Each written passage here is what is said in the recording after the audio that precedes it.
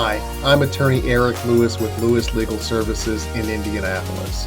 A quick video today to update the new means test numbers recently released by the Department of Justice.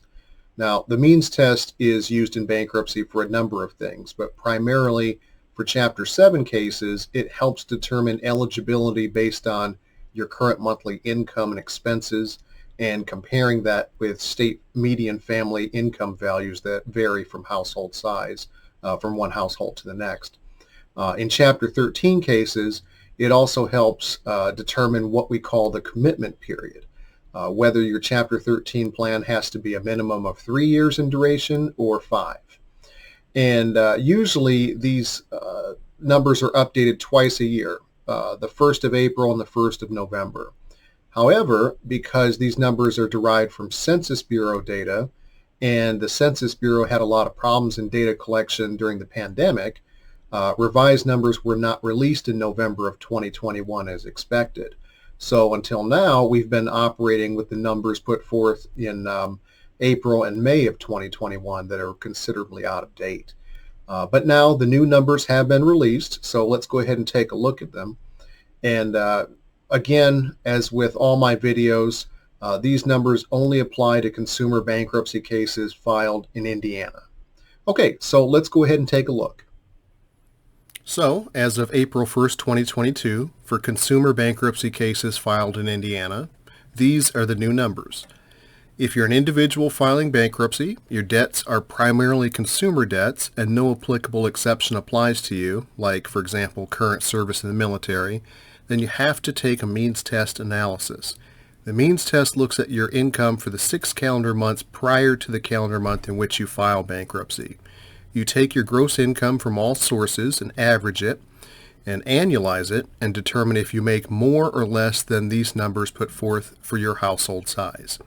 Now, this is where things can get complicated and why bankruptcy is way more than just filling out some forms that you can find online. There are a lot of traps and issues that you have to be aware of. Some income, for example, is not included in the means test, like Social Security. There are other types of income that are specifically carved out. But for the most part, most income is captured under this analysis. And the means test is perhaps the most litigated part of consumer bankruptcy cases for at least the last 16 years or so. There can be fights about all kinds of things. What constitutes your household size? The fact that you have to count income from a spouse even if they don't file bankruptcy with you, and then other fights about whether you have to count the income of someone who is married, like a boyfriend-girlfriend relationship or someone else who contributes to the household income. So again, there are many traps that you have to be aware of, and I'm not going to get into a lot of that in this video. Again, here we just want to look at the raw numbers. So for an individual filing bankruptcy in Indiana, you can't make much more than about $54,785 and qualify for Chapter 7. The way the means test works is if you annualize that average income from the previous 6 calendar months and you're under these cutoff marks, there's really no further determination in terms of the means testing. If you go above these numbers, you have to perform a full means test analysis that looks at more standardized numbers and particular expenses to see whether or not there's a presumption of abuse that arises.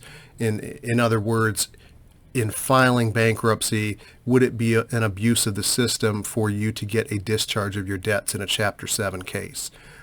In cases where the presumption arises, it's going to be where there's a means test analysis that's been performed and there's a certain amount of money that shows that it would be left over to be able to pay creditors a meaningful amount. But again, it's possible to go over these numbers and still qualify, but generally the higher you go over, the more likely it is that you will not qualify. If you're under these numbers, we're talking about the presumption of abuse that doesn't arise, and generally speaking, you've made it past the first hurdle in determining your eligibility for Chapter 7 bankruptcy.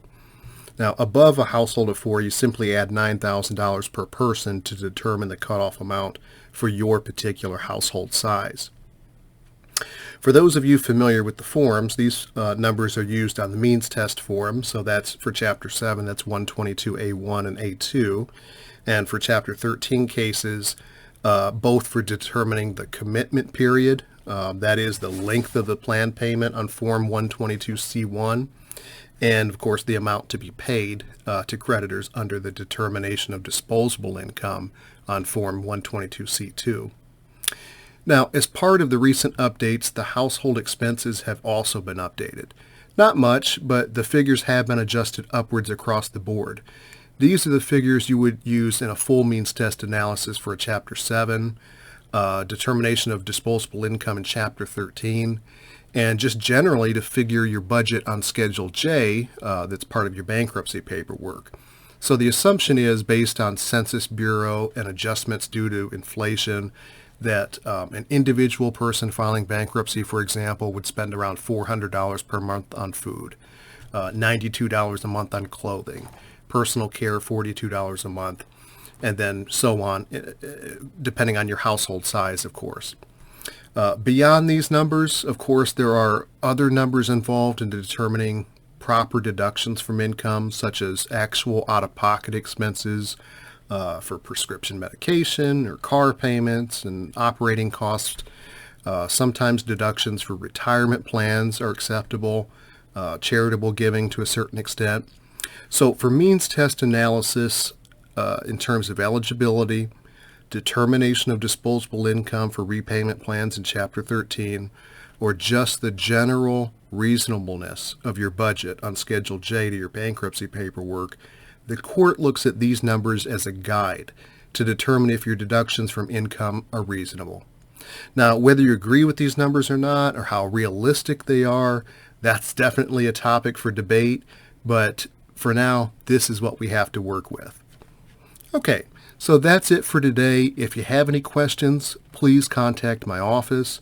If you want to stay up to date on developments in bankruptcy law and other related things, please click subscribe. And as always, thanks for watching.